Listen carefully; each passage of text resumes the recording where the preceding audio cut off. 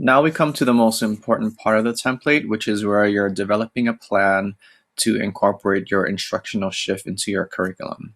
So in this part of the template, you're trying to answer the overall question, how can we start to get students to where we want them to be?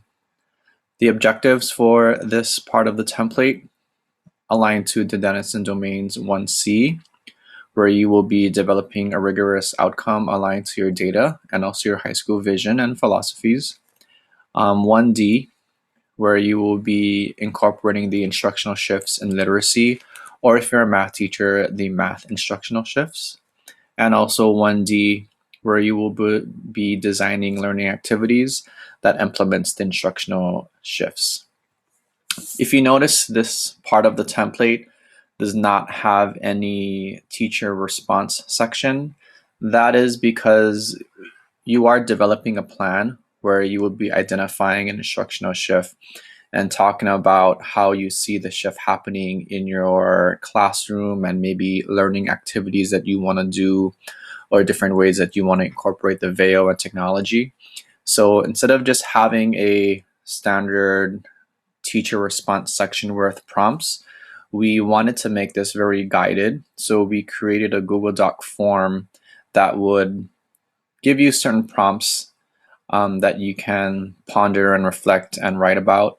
And then this form would be sent back to you as you plan your lessons. So if you notice here, the guiding prompts, these are the guiding prompts that will be answered in the Google Doc form. So to access the Google Doc form, you just click on the link here. This is the only thing you need to do for this purple section, is to complete the form. And then once you complete the form, then you would be starting to implement your plan. So we'll just click on the form, and I will zoom in so we can see. So this is the 2014-15 Instructional Shift Guide form. This form is going to be completed by all staff in order to meet the requirements of the Common Faculty Goal. Just some information about the form. You will get a copy of this once it's complete. Your curriculum coordinator will get one, and also your supervisor will get a copy. And the reason for this is to assist you in a successful completion of the SLIP process and to inform the choices for professional development this year. So those are the only people that will get it. You as the teacher, your supervisor, and then me as the curriculum coordinator. The due date, as you notice at the bottom, it's not determined yet. So I will let you know when this guide form would be due. So it will take you through about maybe 5 different pages. So my suggestion before you start watching, or as you watch this video, is to maybe take some notes as to the questions that you're going to see in the guide, because that will better prepare you for when you go through the guide form yourself. If you can take a note of the questions now, then maybe you'll be able to think about it and reflect on the questions. So when you do get to the form, you don't have to spend too much time thinking about what you're going to write. So the first page is just teacher information that I would need to send back the form to you. So anything with an asterisk needs to be completed. So your name, so I'll just put my name. And then we need your email address to send it back to you.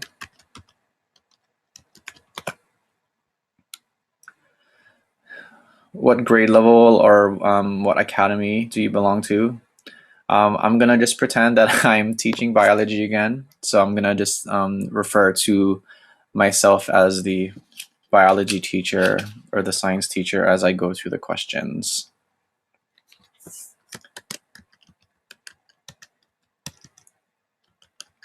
Sorry, I can't spell. Here, question A. Are you planning on approaching the Common Faculty Goal as an individual or as a team?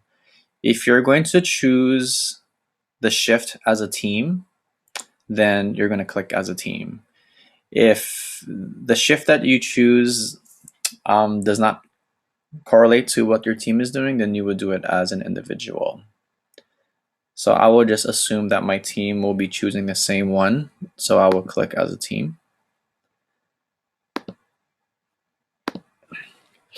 So here is a very important question, question B.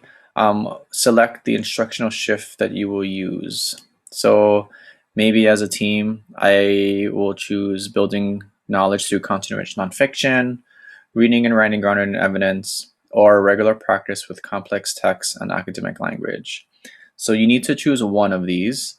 So you, again, like I said, if your team chooses one as a team, then you would do that instructional shift. Or if you feel more confident or you want to maybe branch out and try something different, then you can do it as an individual. So I will assume that my team chose building knowledge through content-rich nonfiction.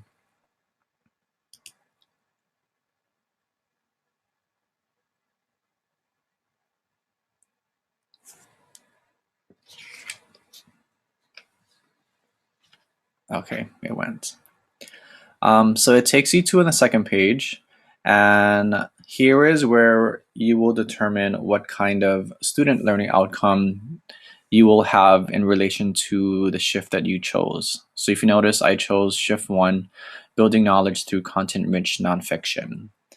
So if you read question C, it says select a student learning outcome, or you can write your own learning outcome in the space below. So the minimum requirement is just to choose one learning outcome that you would incorporate into your curriculum. You can either choose one from the list here. So you notice that there's a good amount of learning outcomes. Or if you want to write maybe a learning outcome that is maybe more specific to your content area, or maybe targeting something more specific in your curriculum, then you can write your own in the space provided. So if I looked through the learning outcomes that I provided, we can organize, analyze, and synthesize information from a variety of sources. Students use text sets to gather information. There's a whole host of different kinds of learning outcomes. So my suggestion is you look through them, see which ones maybe speak to your content area more and maybe your curriculum. And also, choosing a learning outcome where you can build upon and, you can see how you can implement that learning outcome. So as I think about my class, I think I want to do this one. Student is exposed to various types of text and structures. Maybe as I think to my class, maybe there's a heavy emphasis on using the textbook, and I want to try and incorporate maybe different types of text. So maybe some journal articles, magazine articles, things like that. So I'm going to try and see how I can incorporate this student learning outcome into my curriculum.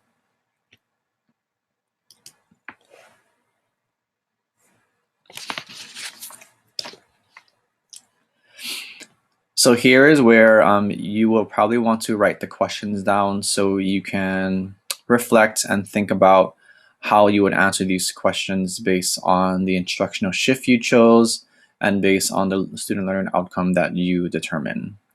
So this is the actual plan itself. So we'll go over each question one by one, and I'll try not to go too fast. So question letter A, how does your chosen shift align to your data? So basically we're asking you, why did you choose that particular shift, and how does it align to maybe the areas of greatest need in your data? Maybe if I chose shift number 1 and I wanted to incorporate more or various types of text in my classroom, maybe I can refer to my data and talk about, if I looked at NWEA scores, there always has been a deficiency or a low area in the informational text in their NWEA scores. So that would be maybe referring to my student learning data. Or maybe even thinking back to my curriculum. When I was teaching biology, I very rarely use other sources of text. It was basically just the textbook. So that's process data. That's how I organize my classroom. And there was only one source of text.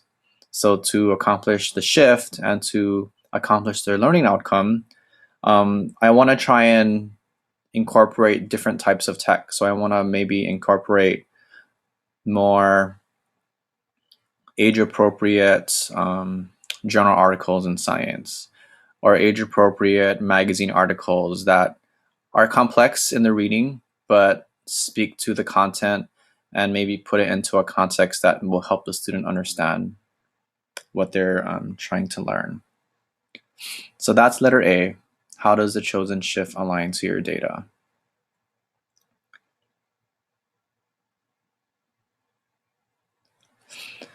Question B. How does the chosen shift align to your division vision? Well, I chose the shift of, hold on, let me look to my notes, of building knowledge through content-rich nonfiction. Our high school vision is Hawaiian leaders prepared for college and a global society. I know in college, they're going to be reading a lot of different texts, textbook texts, journal articles. They're going to have to look at different types of data if they're taking a science class. So if I know that they're going to be doing a lot of different types of reading in in college, then that's something I want to prepare my students for right now. So starting to teach them how to read their journal articles and teaching them how to maybe interpret different types of graphs or different types of data points. So that's how I would align my chosen shift to our high school vision.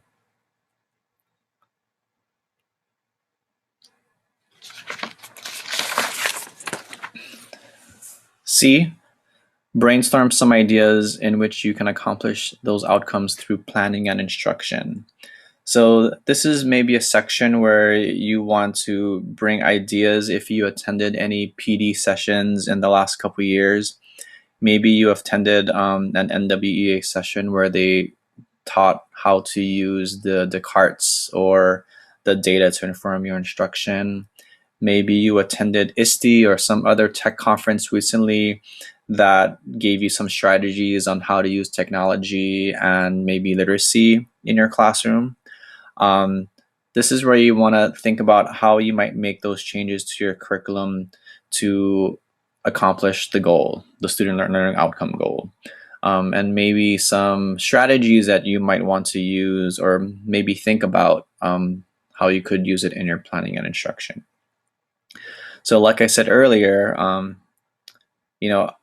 as a science teacher, I only use one text. So now I want to incorporate more age-appropriate magazine articles or more scholarly journal articles for reading, and trying to teach the students how to read through those science journal articles that can be very complex and very difficult to read, especially because of the vocabulary and maybe the sentence structures that you would see in a science article versus a literature piece.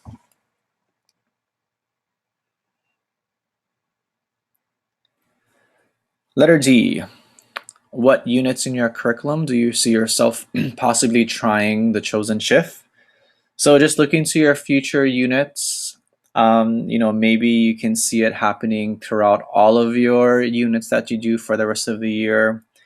Maybe there's one particular unit that you see yourself doing it. So just brainstorm, trying to see where you could have this shift take place. Don't feel like you're going to have to do it in that particular unit, but this is just a venue for you to start, thinking about where you would do this and jotting some ideas down. And the last question for this part of the guide is, what kind of support might you need to achieve your common faculty goal? So is it maybe more support in finding resources for how you're going to incorporate these literacy ideas into your classroom? Maybe you want some strategies. So if I think back to my example of incorporating more articles and magazine articles into my curriculum, Maybe one of my questions is, where can I find these kinds of journal articles that are more geared towards high school students versus college students? And if I'm expecting them to read these, what are some good strategies to teach students how to read these types of journal articles? So these might be the areas of support that I would need as a teacher to move forward with implementing this plan.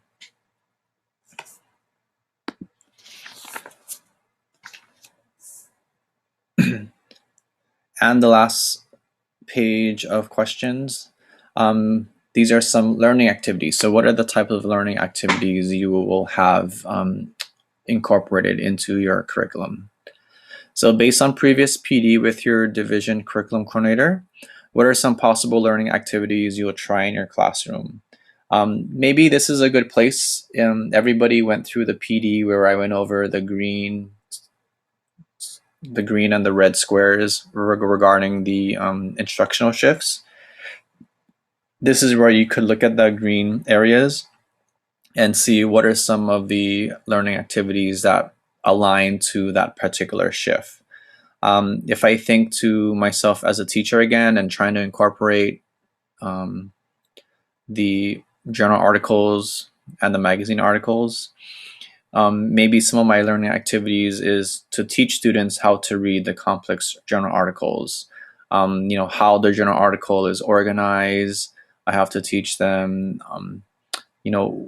how it's organized, how it's structured, how to maybe do some close reading with the article because it's so complex. Maybe because I'm also using my textbook as well, I want to teach them how to use the textbook and the journal articles to support maybe some classroom discussion that we're having, or maybe using the two types of text to support or defend their lab conclusions that they're having. So this is just brainstorming again, some ways that you would incorporate the learning outcome and the instructional shift into your classroom through the different types of learning activities that you would have. And the last question, as you know before, there is no Kula Hawaii goal in our success factors anymore. It was incorporated into the slip goal process. So this is where it's incorporated into the slip goal process. So as part of your plan, knowing that the VEO is a school-wide expectation and includes 21st century skills, think about your unit evolving the shift and brainstorm some ways you might integrate them. So thinking about maybe the PD that you've had in the last couple of years regarding the VEO sessions we've had the last couple of years. We just had a Hokulea presentation at the beginning of this school year regarding, maybe trying to incorporate the Hokulea into your curriculum. So think about different ways that you can incorporate the VEO and 21st century skills and technology into your classroom. So maybe my example is, I've talked about incorporating the journal articles into my classroom. Maybe one other thing is using primary sources. So let's say I'm doing an ecology unit on rainfall on Maui.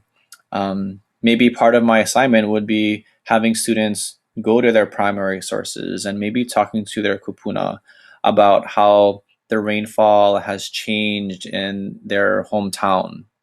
And maybe we can have a class discussion about, where their kupuna are and, how has their rainfall changed in Lahaina versus Kahului versus Wailuku.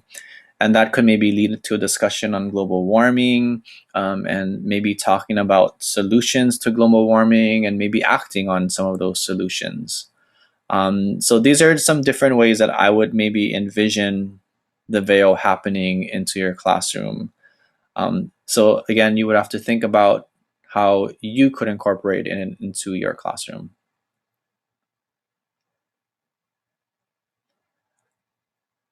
And then it will take you to the last page, which is the submit button. So after you have answered the questions and you have gone through the shift guide, I will get a copy and then I will send it back to you. and then you will have a copy and use it as a planning tool to implement into your curriculum. Like I said before, your curriculum coordinator and your supervisor will also get a copy, and they will use it to help you as you go through the process, and also to inform the PD that would be happening this school year. Again, like I said before, this is the most important part of the template because this is the part where you are creating a plan on how you will implement the instructional shift to meet the needs of the area of greatest need of your students. So please take your time with this section. If you do have questions about how you see certain things happening in your classroom, or if you are struggling with maybe visualizing how you would meet the student learning outcomes that you have listed or you choose, or the ones that you make, then please feel free to email me and I can come and help you.